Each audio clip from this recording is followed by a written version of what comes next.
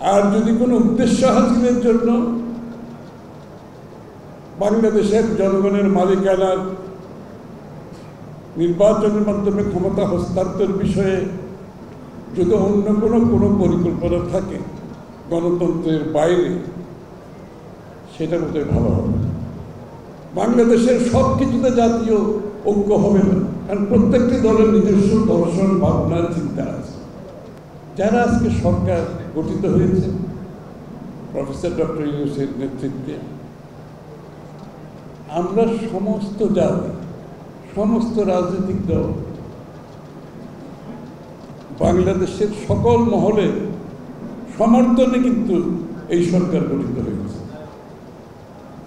তাহলে তাদেরকে মাথায় রাখতে হবে, তাদের আচরণে, কথাবার্তায়, যে আমরা সকলে মিলে সকলের সমর্থনে এই সরকার গঠিত করেছি এবং এই সরকারকে আমরা সমর্থন দিয়ে যাব।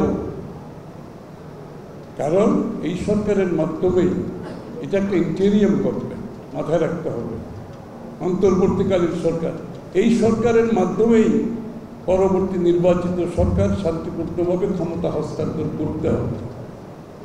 এই জন্যে আমরা এই সরকারকে সকলে সমর্থন করে আজকে সরকারকে সহযোগিতা করছি এবং এই সরকার গঠিত হওয়ার জন্য সহযোগিতা করছি। এর বাইরে তো আর কিছু নেই। সুতরাং আমি অনুরোধ করব, যারা সরকার পরিচালনা করছেন তাদেরকে প্রত্যেকটি পদক্ষেপ দেওয়ার আগে, প্রত্যেকটি কথা বলার আগে এই কথাগুলো মাথায় রাখবেন, তাহলে সমস্যা হবে না। আর যদি কোনো উদ্দেশ্য হাসিলের জন্য বাংলাদেশের জনগণের মালিকানার নির্বাচনের মাধ্যমে ক্ষমতা হস্তান্তর বিষয়ে যদি অন্য কোনো পরিকল্পনা থাকে গণতন্ত্রের বাইরে, সেটা বোধহয় ভালো হবে।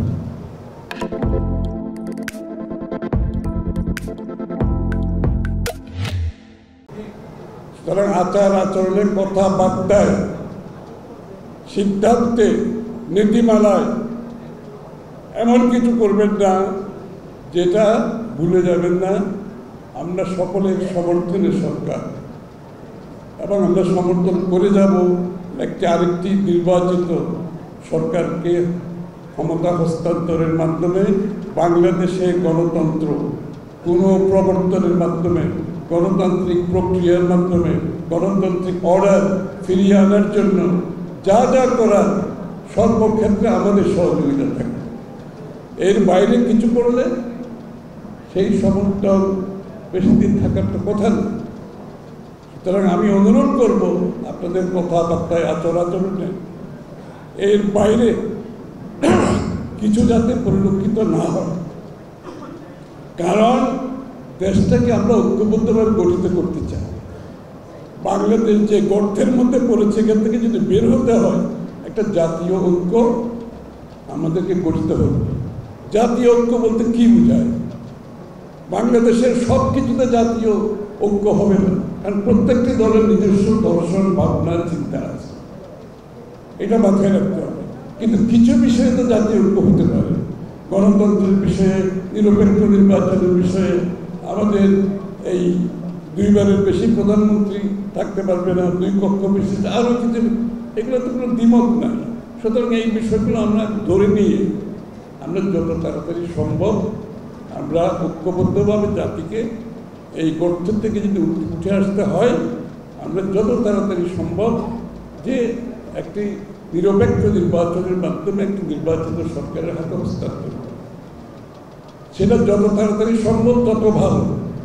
কারণ অনির্বাচিত সরকার দেশ পরিচালনা যত বেশি দিন করবে, তত বেশি গণবিচ্ছিন্ন সিদ্ধান্ত আসতে থাকবে, তত বেশি জনগণের ইচ্ছার প্রতিফলন হওয়ার যে রাষ্ট্র পরিচালনায় সেটা অনুপস্থিত থাকবে।